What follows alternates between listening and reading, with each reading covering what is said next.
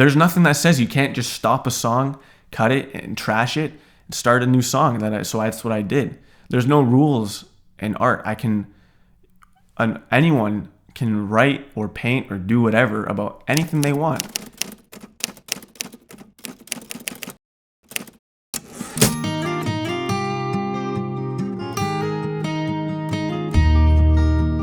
Okay, so welcome to my first episode of About the Music. And this episode is about my first single, my first professionally made single, all by myself, called I Do. And what I want to do in this video is I want to talk about my inspiration for the song, a bit of my creative process, and just kind of walk you through like what made me write this song and all that. So, I had the chords going and I was writing the song, and maybe it'll be good if I actually...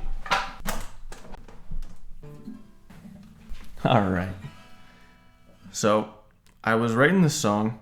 It didn't start in this capo, but we'll just say it did or whatever. So I was writing the song and I had the chords for like the rhythm.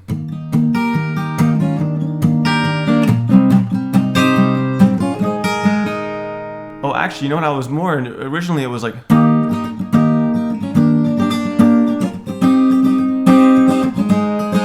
And I thought it was more Spanishy. I was kind of like... Hey, señorita. Something like that. No, I don't know. I had señorita in there. And then I went away from that and I was writing... I was writing about God, but it turned into a sad song, and it was kind of like I was like lost, and I was talking to God, and some of the words were like I look to see what's meant for me and my destiny, and I'm gonna use those words probably, but it was just very sad. I was like, I look to you and I ask of you so much. And I felt like I was just getting these sad vibes from the song. And I didn't want that. I thought the chords were really nice. And I thought, I like love songs, so I'm going to write a love song. So I just... And then I thought, okay, I'm not dating anybody. I'm pretty single, so...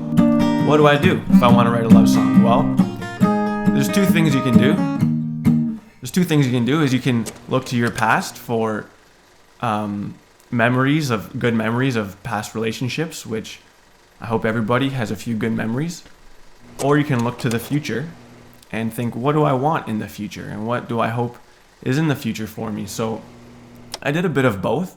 I made the song about a married couple. And to get the feeling, I put myself in the husband's shoes, and I thought, okay, how would I be in this relationship, and how would I feel, and what are words that I want to express to my wife, and it kind of just went from there. And I thought, okay, so I'm married now, and this is my future, and this is what I hope for.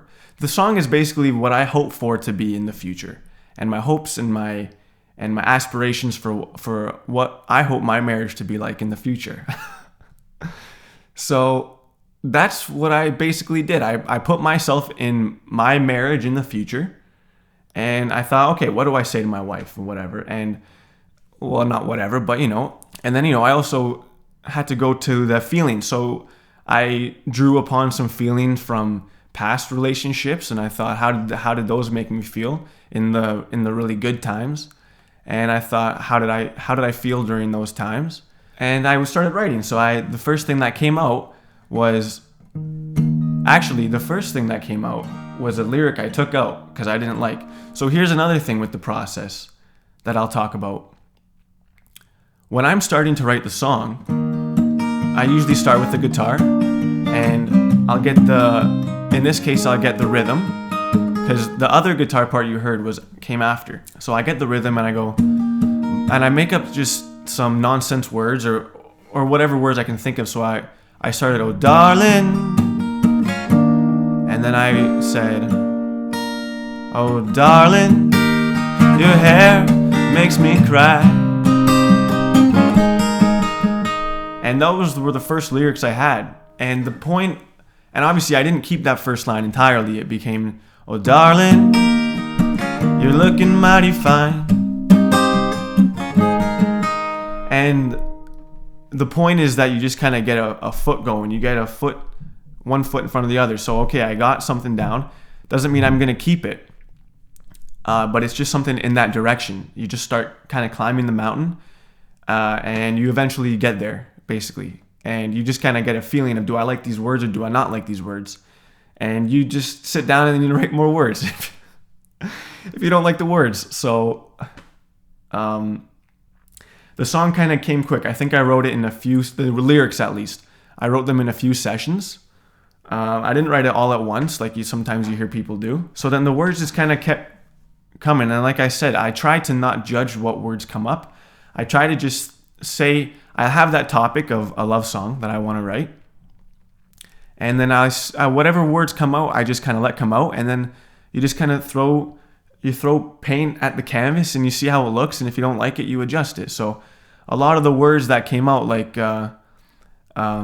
towards the end where I said, your eyes consume me like a cat consumes a bird. Those were just kind of like funny words that I thought of. And then I wrote them down. I said, I actually like this and it's funny and it's me. That's something I would say. And it's what I thought of. Another way you could think about it is it's a love letter to my future wife. And it's just something that I think is really nice. And I love songs. I love love songs. Paul McCartney being being my all-time favorite artist,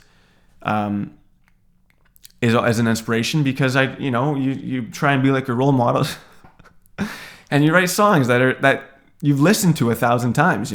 Sometimes I have thoughts like, okay, let's make a bridge, or let's not, or let's just do a verse and a chorus. Like I have songs that I'm gonna record soon that they don't have a bridge, and that's just because in that song I felt like they don't need it. Here I felt like it was a natural kind of like progression where I went to the bridge, like, oh, somewhere in the Milky Way. And I don't even know what word started for that, but I just started with the oh, and then those words just kind of popped in. So I think this is not the point of the video, the key to songwriting, and not saying I have the key, but you just start writing and then eventually something comes out and then you like it and you move on. John Lennon has a great quote in the Beatles documentary Get Back where George is writing, he's in the process of writing Something, the song called Something. And he was working on it for 6 months, he said, and he couldn't find the words to finish it. And John Lennon just said, just say words, anything that comes to your head until it pops out. And then George Harrison jokingly goes, something in the cauliflower. Yeah, but I've been through this one for about 6 months. Just say whatever comes in your head each time. Attracts me like a cauliflower until you get the word. And obviously that didn't stick, but it's just, the point is to get your mind going and to get the juices flowing. So that's how I approach it as well, thanks to these guys who helped. The Beatles helped write the song. I really did try and think about what do I feel like in that scenario? And how will I feel when I'm married, and how do I want to feel? So that's what I thought of, and that's what I wrote down. I thought of love, and I thought of a happily married couple that grows more in love each day, and that's what I hope for myself. And that's what I wrote in the song. I hope that's what it's like, I had written maybe 3 or 4 verses of that other song that I said was becoming to be too sad. And there's nothing that says you can't just stop a song, cut it, and trash it, start a new song. So that's what I did. There's no rules in art. Anyone can write or paint or do whatever about anything they want. I'm completely single, but I wrote a song about marriage because that's what I wanted to make a song about. If you're watching this and you just listen to the song and you're curious, then that's what's behind the song. And if you're also an artist and you're watching this, write about whatever you want. People told me after this song, they're like, You didn't go through that. You never said those words. I said, I know. It doesn't matter. You can write about all that matters is the feeling that you put into it. And if the feeling, I don't know that's all that matters, but if the feeling in the song is true, then it'll come across that. And I felt like I came across that way because it was true to me. Even though it's not present, it's true to me. So anyway, that's kind of what's under the hood for the creative process of I Do. I hope you'll keep listening to it.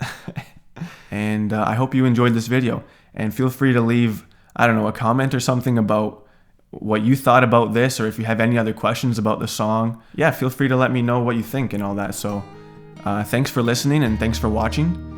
And I'll see you next time. Okay. Oh, darling, you're looking mighty fine. There's nothing you have to do, don't even try.